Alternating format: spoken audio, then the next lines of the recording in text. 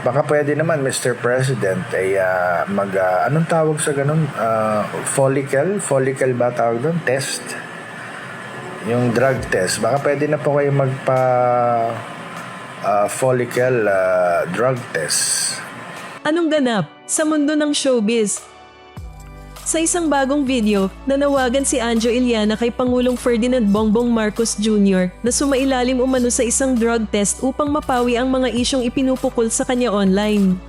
Sa naturang video, binanggit ni Anjo na umano'y makabubuti para sa pamahalaan kung personal na magpapakita ng halimbawa ang Pangulo sa pagsasailalim sa drug test, lalo na sa gitna ng mga lumalabas na espekulasyon sa social media. Siguro kasi po ang baba na po ng ng trust rating.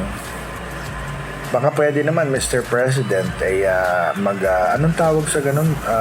Follicle ba tawag doon? Test? Yung drug test. Baka pwede na po kayo follicle drug test. Kasi kung hindi naman talaga kayo gumagamit, maganda ipakita sa taong bayan. Kasi ang tawag nga sa inyo ng taong bayan, dahil nga panay ang iwipo ng bibig nyo, Mr. President, kumbinsido ang taong bayan na kayo ay gumagamit. Kaya nga, baka naman pwede, Mr. President, magpa-follicle, tama ba yung follicle?